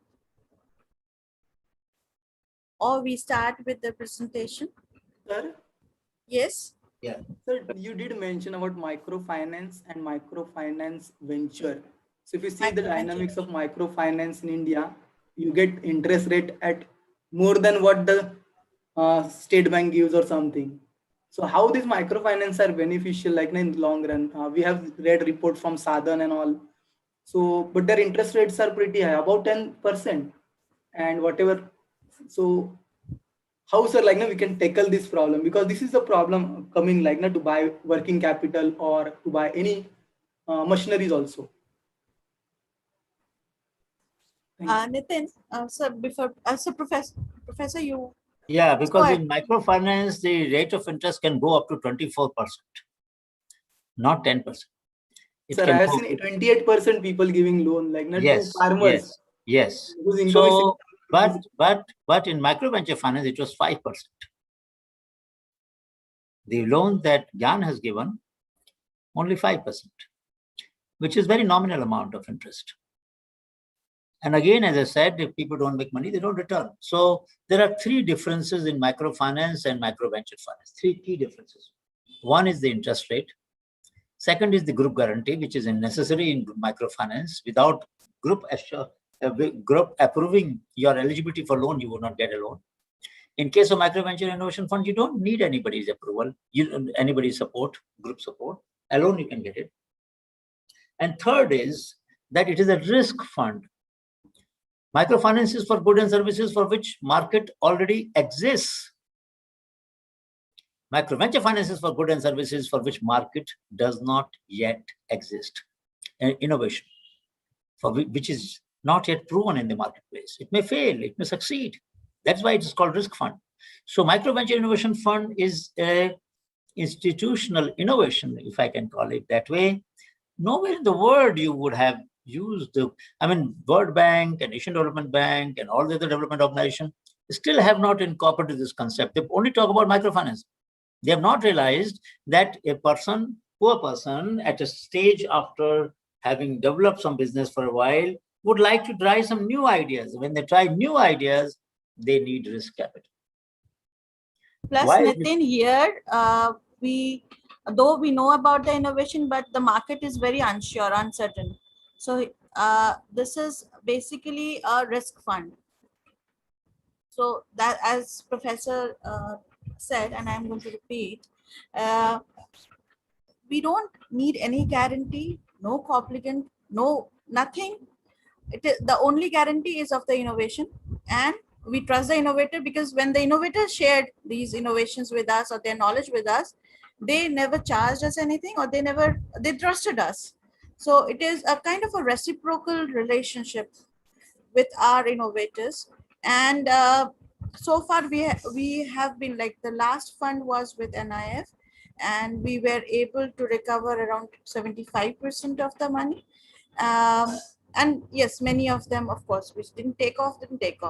So we are basically we are talking about things which are very uncertain, risky, and the risk increases more when people are economically at the poorer side. They're marginal. Plus, if you because you have, for some time you have been let me switch on the video. Yeah, so for some time you have been now talking about grassroots innovations. So these innovations are actually made as an answer to an existing unmet need, right? And most of the people, they don't even know that they have made something new. So yes, for the innovation before granting now, um, so we have criteria on which we select the innovations first. So there are three levels of filtering. First is like people who have scouted. They kind of try to do a prior art search. We sit together and we look at the market. We look at the patents and see if this is going to be really new, right? Novelty is one thing. Second is affordability. So even if a similar innovation or a similar product is there, but this product or innovation is available at a very marginal cost, then we include them. Third is also gender inclusiveness, and also assistive technologies. So people who are otherwise left out, excluded, if they are addressing their needs, we take them out. Fourth is, of course, some kind of a market assessment, and we try to speak to the people, and if the innovator has been able to sell a couple of pieces to somebody, just hang on, just give me a second. So if they have been able to, so we try to collect their feedback and also assess what kind of improvements the innovator is thinking of making, and our engineers and our people and our experts sit and discuss what are the feasible iterations that are possible. And for us, scalability is there in the metrics, but it is not given the most of the percentage is not there. I mean, it is not the heaviest of all the criteria that we have. So this is basically how we first filtered the innovation. Then there is an expert committee meeting, and after that we have a meeting with a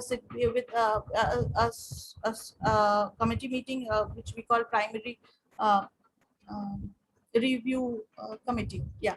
So where we speak to the innovator and we try to understand the next steps, and this is it. So that's how we go about MBI. Due diligence is taken to ensure that money reaches for whom it is given. So it is the innovator always for us, and most of our, like, our balance sheets and all are on the net, so you can always check. And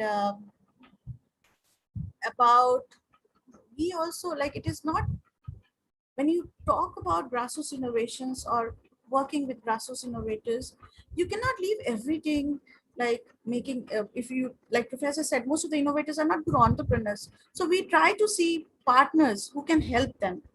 So we try to engage with existing entrepreneurs or new entrepreneurs, some scientists, some professors who can help them. I will share a couple of examples where different people in the ecosystem have helped our innovators, and they have done some marvelous job. So any more questions, please? One of the question Ashwini raised was, what percentage of innovations are granted So under the yeah, so because Like for the first round, we had scouted about 150 innovations, out of which the first cutoff went on to about 30.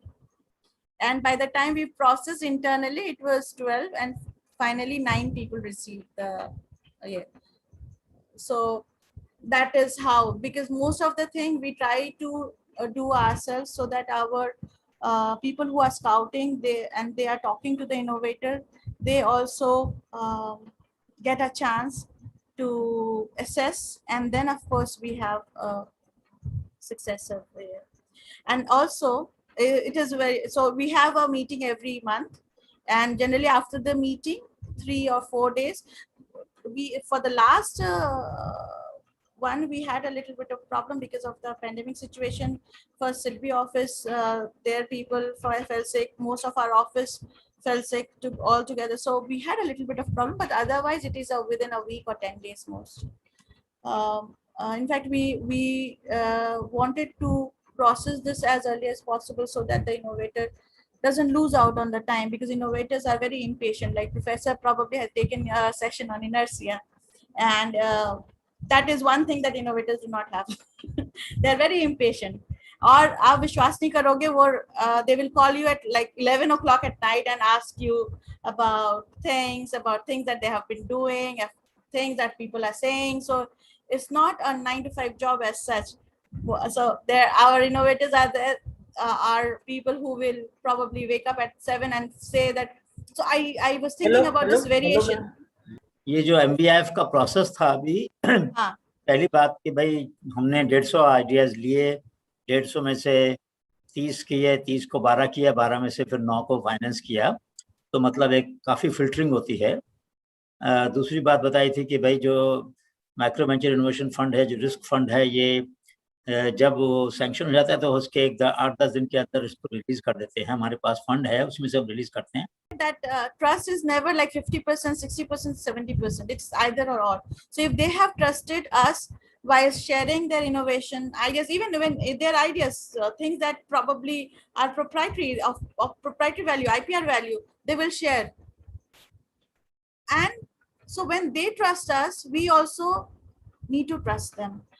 So at times, because we are all bound by rules and regulations and mandates, so if an audit, because the auditor will question us, they will need bills. And like professor said, at times there is, like a person is in a rural setting and he has paid some money to the labor, so he cannot get a bill. In that case, we get a declaration from the innovator, and we try to do it regularly. I mean, we don't ask, like we don't wait for them to pile up things and do, because otherwise it becomes very unmanageable. So they will give us in like they will just write down the expenses where there is they cannot get a bill, and we trust them. So this is any more questions? Or I can, because I think we have a little time left, so I will just straight away post 3 questions, and all of you can participate.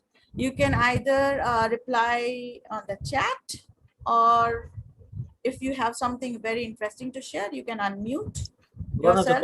One of the question is, and I think I should answer this question. The herbal products that we had developed, including Herbavate is developed by Troika Pharmaceuticals, so we don't manufacture that.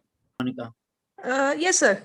Sir, actually, yeah, my question was mainly like many a times, like the innovative product which are being developed in India, they are not able to reach consumer market. So like when we are able to talk to like I search for Herbavate, so online I can see, okay, it's available. But when I try to procure it, so nowhere it was found. And now another example is regarding Covaxin. So it's something which is developed in India, but when we look at the market right now, there are a lot of shortages, and it's not available in most of the hospitals. So, sir, how can we improve on that, or your views on that? It's a very good point. It's a very good point. One of my dreams, which has not yet been fulfilled, is that you have seen those panda shops of World Wildlife Fund, where you have T-shirts, you have cups, those who are conservator of nature would know that there is a whole chain of, similarly, there are discovery shops, Discovery Channel shop, where in US and many other countries, so where you can go and get things, or body shop. Some of you might have seen at the airport, body shop, which was Anita Roddick had set up that company. Now it has been taken over by some others. And she would procure herbal materials from Latin America, make products and sell it at the costliest real estate. Airports land is the costliest in the world. And there she had shops where she was selling products made out of the knowledge and resources of the indigenous people in Latin America. So there are some who have succeeded in doing that. We have not succeeded so far, I must admit. And we do not have a network of shops in every city, major cities, where you can go and find all the innovative shops. But someday I'm sure it's going to happen that you will have special showcases where latest innovations that have been developed by grassroots innovators or by labs will be available for somebody to view. Because all said and done, seeing is believing. I mean, you don't want to only see things online. You also have a feeling of a touch and feel. So your point is completely valid. And I can only say that it's a dream that we will be able to take up someday. But for people who want to work with grassroots innovators, this is an example where a student from NIT, he was a student from Germany, Alexander. He worked for 6 months with Mansukh Bhai Patel. So he was making a cotton stripper. This is a stripping machine for separating the lint of cotton lint from the bolls in Surendranagar district. Most of Surendranagar district, this variety is grown, and so it is different from BT cotton, as in when the bolls are harvested, the lint is still stuck with the shell and they have to be removed. These are, if you can see, the photo is self-explanatory, but if I explain more, then of course my question will be answered, so I will keep it reserved.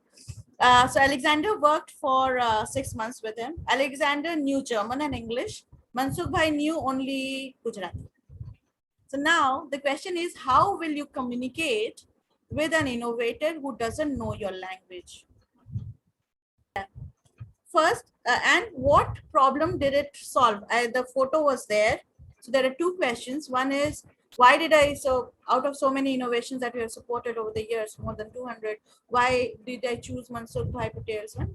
First is that he became a millionaire, of course, and his marketing strategy was very unique.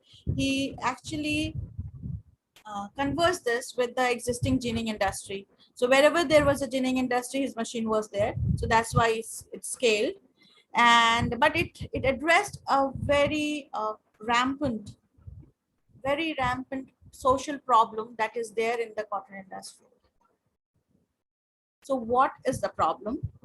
And second, if you were to work with Mansukh Bhai where he did not know your language, how will you communicate with the innovator? Any answers, please?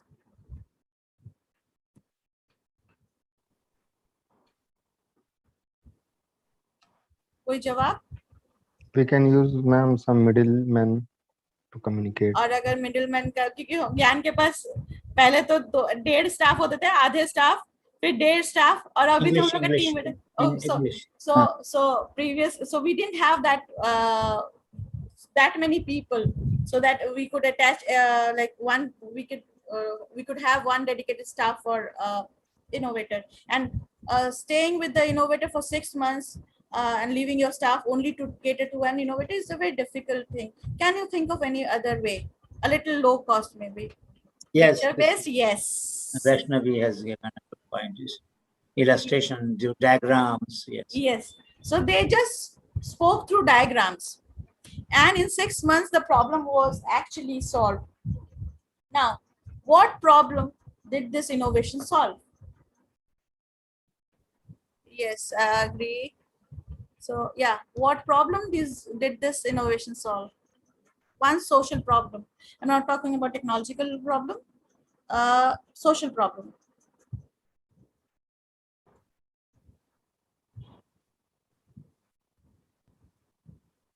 Pain while spinning, jobs, communication, jobs. Okay, what kind of jobs are we talking about?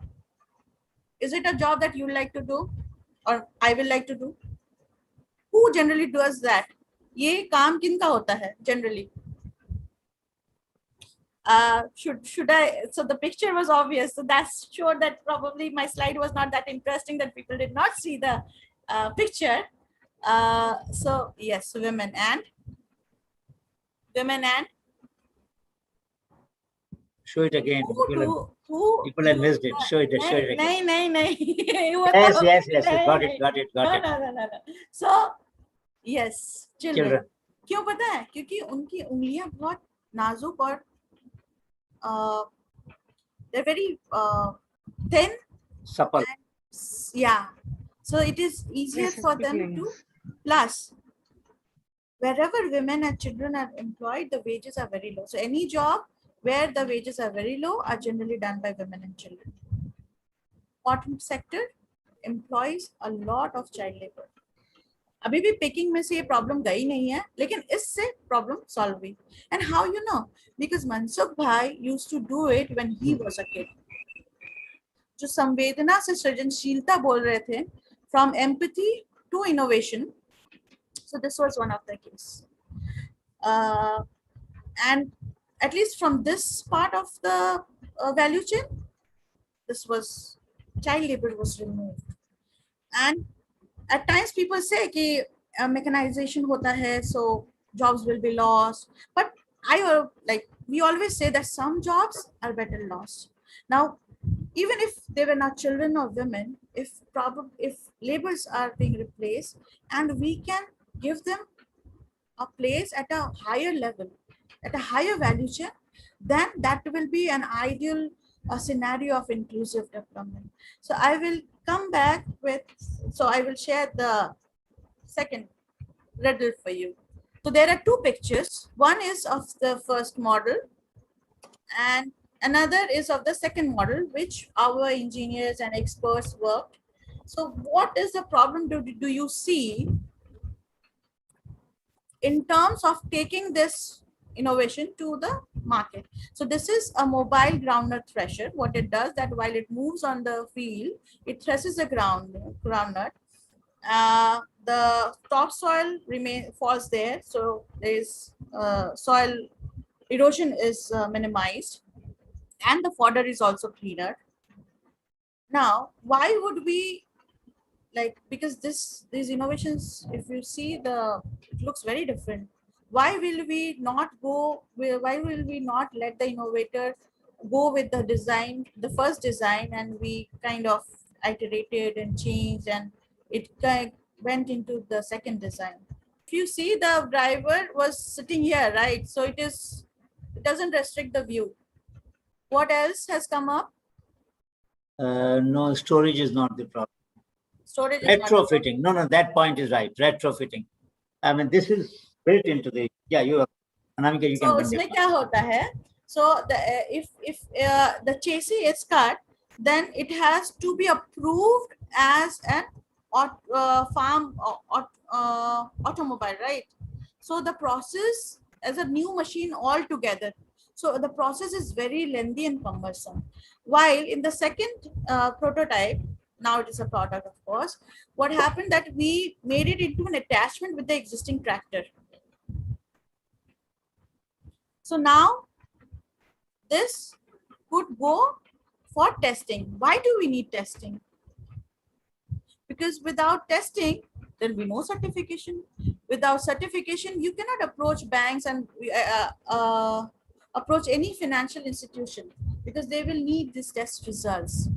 Okay, so this is another part that we can help the innovator with, because they do not know the rules and regulations of the law of the land in terms of this complexity, right? So because you may have a background or you have access to at least tools from where you can find these solutions and help the innovator. So if we had probably known him at the beginning, he might not have invested so much money in making the first prototype, right? So this is somehow we see that if we could help him maybe in the first prototype itself, then some resources would have been saved. This was the, yes, balance was a bit of issue, uh, but not as much as the laws, regulations, and rules were. Now I have the third one. So this is the third one. It is a modified crematorium made by Arjun Bhai Pagdar from Kesod. What it does that it uses firewood, but it uses only 1/4 of the wood that is otherwise needed for burning a body according to the Hindu rituals. Hindu उसके लिए जो प्रथा है उसके हिसाब से जैसे 400 kilo की लकड़ी लगभग एक नॉर्मल बॉडी को चाहिए होता है. But yes, if people are like they have edema or they have died of some problems where the body becomes difficult to burn, then there are more then more wood is required, but otherwise 400 kgs, and this does it in about 100 kgs. Plus the timing is like it burns it in 1 hour. And one of the things that sets it apart is that you can open the door and you can do some of the rituals like Kapal Kriya, sir, the skull is broken with the wooden stick. So those things, all the rituals could be done. Now, if you were a part of Gyan and you had to find an entrepreneur or an investor, like an investor who will invest in this technology, how will you go about? Whom will you approach? Somebody who will like to invest in a business of crematorium. What happened that we got a small support from the climate change department. So they had a, so I forgot to mention that Gyan never had any money of its own, very small little corpus where we could sustain. But what we do is we bring in, we plug these innovators into different schemes. Previously, even for CSI, TEP program was there. Many of our innovators were initially supported through that. So we look out for opportunities where these innovators can be helped with. So in this case, the climate change department for a small prototype. Now what happened during this COVID situation where like thousands of bodies were being burnt every day, and we felt that how could we approach people? So we wrote to all the municipalities, firstly for Gujarat, because we are located here, and due to the lockdown and restrictions, we could not move to other states. So out of those, the collector office from Gandhinagar, they called us and they showed their interest and they gave us space. And I will show you the picture once again. Now, can you tell me how it can be improved? And what is the problem that you still see and how it can be improved further? I will just take 2 more minutes and then professor will wind up for the day. Yeah. So what is the problem do you see? You can maybe unmute yourself if you want, and how it can, yes, in powder, it can, so it use any biomaterial. So that's,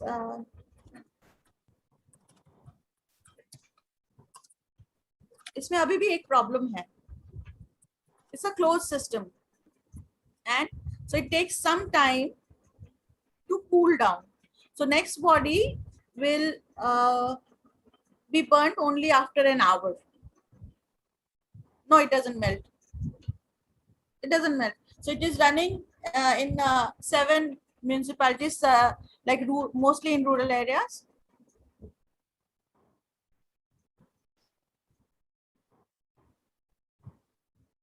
और क्या problem हो सकता है? What I said, that the traffic of bodies that we had in the recent pandemic time was so much that we could not lose that 1 hour gap, right? So how do you think we can change the design made like a rack. Yes, लेकिन पता है क्या? Because these are very emotional issues. The people will not like to mix up the, I mean, ashti and the remains, the mortal remains, right? So what is the other way? Is it movable? Yes, it is movable. So you can, so the jacket can be moved, and it can be brought out. So you can see the rails on which it can move. Exhaust system is there, and there's a small blower.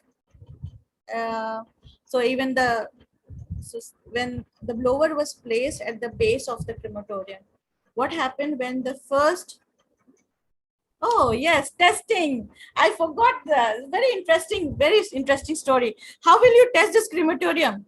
Not in the current situation. This was done like a couple of years back when we did not have COVID. In normal situation, how will you test this crematorium? Who will let you use this crematorium to cremate their near and dear ones? क्योंकि testing तो जरूरी है animals का, क्योंकि burning fat percentage पे बहुत depend करता है. So you will not get the exact data that you need. Yes, so जो लाशें क्लेम नहीं होती है, so we contacted, of course, Professor Gupta influence helped us, so reaching Junagadh, where the municipal corporation said that the next moment any unclaimed body comes, we will test this out. We installed it, and then we were just waiting, and then a family arrived with a body of a woman. She was a little on the heavier side, maybe 150 kgs or so, and she died of an illness wherein the lower part of the body had a lot of water, and they were looking out for a place where they will cremate the body. We made a request, and we also told them that because we are testing it for the first time, the body may remain unburned, or there are like chances of that to happen. When somebody said that how did this network sustain for so long, please understand that we do not make false promises, and we are very transparent. We knew that this might happen, and we did not want to hurt the sentiments of the kin of the departed soul. So we told them, but when we told them about our organization, our network, somehow they also knew about Honeybee Network, maybe because we are in Gujarat, at least physically present here. And they said that even if the body remains half burnt, they will take it and burn it in the conventional crematorium. So that was actually the social capital of the network that helped us to test this innovation. And so our innovator is working on the next model where we are trying to make, so the same jacket will remain, but there will be two kilns, and it can move so that some of the heat can be used. So Professor, you can just maybe wrap up for today. Yes, and you can write to us anytime if you have any questions, or if you're interested, do visit gyan.org. We are making the newer version of the website, but if you want to work on any grassroots innovation in future, do remember to contact us. Yeah, thank you, Anamika. This is a good point that you ended on, that we want volunteers for different functions of the value chain. Conceptually, we are talking about learning is the key driver of Honeybee Network. Unless you learn something new, you wouldn't come to us, or we won't be able to retain you. So one of the binding factor for the network is that there is always something new to share, something new happening somewhere, and somebody will share it in the network. So that's how the curiosity cultivates or fuels the compassion, which in turn sustains the creativity and also generates collaboration. Now, learning is very fundamental. Leveraging is what Sashti was set up for. And as you can see the logo, give me a place to stand and I will move the world. This was the pun on Archimedes, and literally speaking, the knowledge of women, this is our logo actually speaking. So we have given primacy to the knowledge of the women as a major driver of the way world will change. Even today, the incorporation of women knowledge is marginal. The day it becomes mainstream, the world will start changing. It is not without, it's not just coincidence that New Zealand is the first COVID-free country. The way that Prime Minister talks to the people and the way they have managed it is an amazing way, amazing empathy, amazing communication, so that it has worked that way. But there could be other reasons. The linking is between innovation, investment, enterprise. That's what Namika has explained. I will not repeat. Legitimization is what NIF is. So let me briefly tell you about 2 minutes.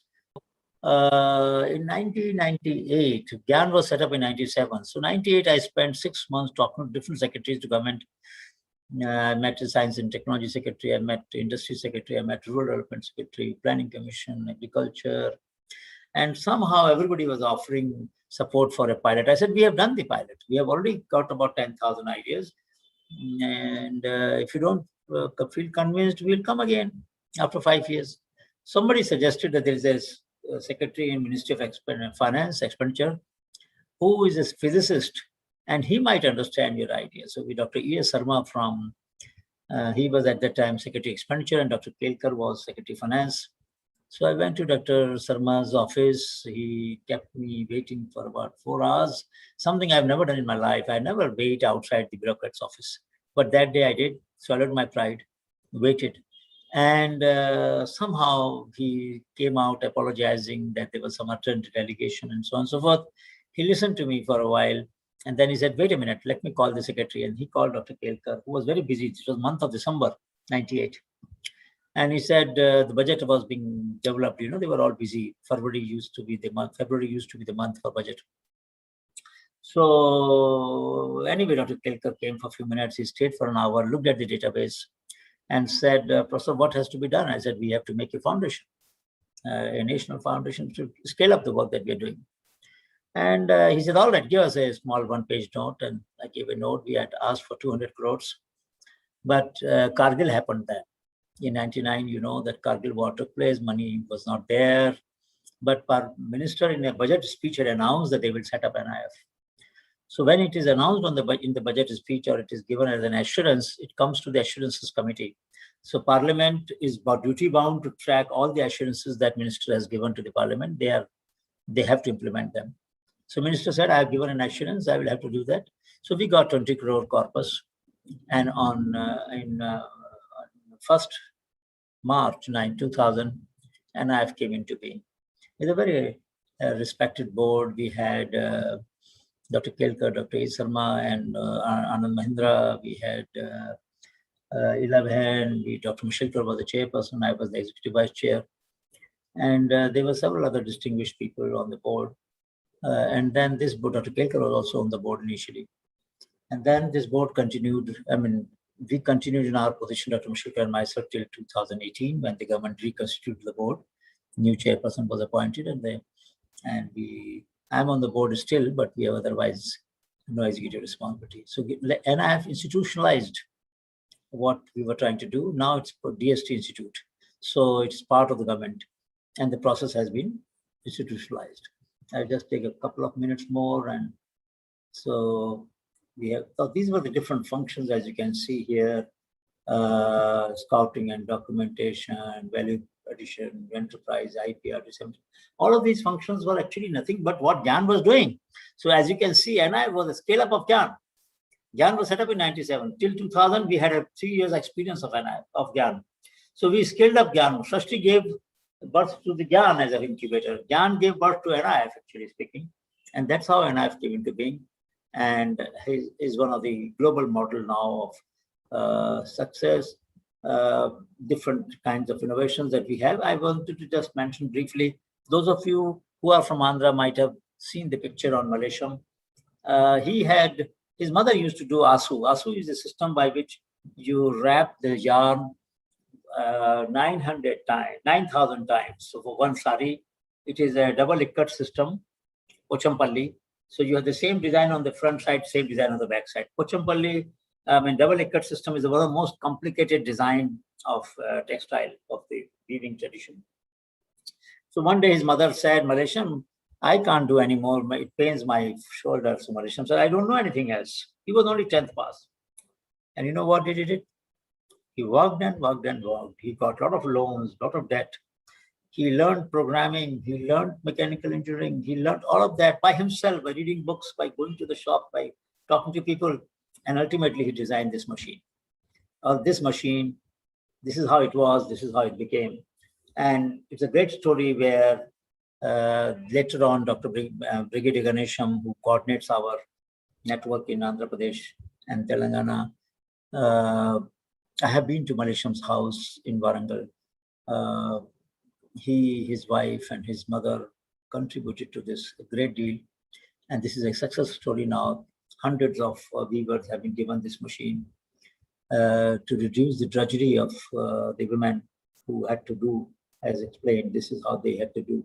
So they had to move the hand like this, and it used to pain here. So there are some such stories, large number of such stories. I'll not take more time. Just mention that what Honeybee Network has done incidentally is to really make those solutions come on the surface and given a boost to the confidence that if such people can do, if ordinary people can do such complicated and such. Can you imagine a 10th pass person learning programming so that if you want on a particular peg 4 times the thread should go, some other peg it should go 9 times, somewhere it should go 3 times. This is a system pre-tie and dye system. After this, they will do the tie and dye. And then you remember, I mean, what is the system? Warp and weft are the two systems. One thread like this, one thread like that. If you want the same pattern, then every pixel, imagine now, will have to have the same color. It's such a complicated idea, such a complicated technology, but they have perfected it over the years. And now there's a machine. For thousands, maybe 700 years, 1,000 years, there was no improvement in the technology. Comes Malaysia and he makes an improvement. Now it's possible that some of you might like to work with him and make more improvement. That's possible. But I like what Nitin says. A network is our net worth. Thank you. I never thought it this way, but it's nice pun on what network is. So friends, we will stop here. If you have any comment, we will take 5 minutes. Some of you came late, so or maybe 3 minutes. If you don't mind, we can extend it by 3 minutes. Anybody has any question, please go ahead. Mind you, the elements of the ecosystem will be same for formal sector also. If you have the innovation, you will have to fulfill all the same chains that we talked about. Many of you will not like to become entrepreneur. Many of you would like to license your technology or will like to become R&D director in the company and somebody else will have to run the company. So the broad framework will remain same. Only thing is that the difficulties are more in case of grassroots innovations than, let us say, in the innovations that you will develop. But we can discuss it separately as to how lessons can be learned from Honeybee Network for scholars like you in terms of in terms of developing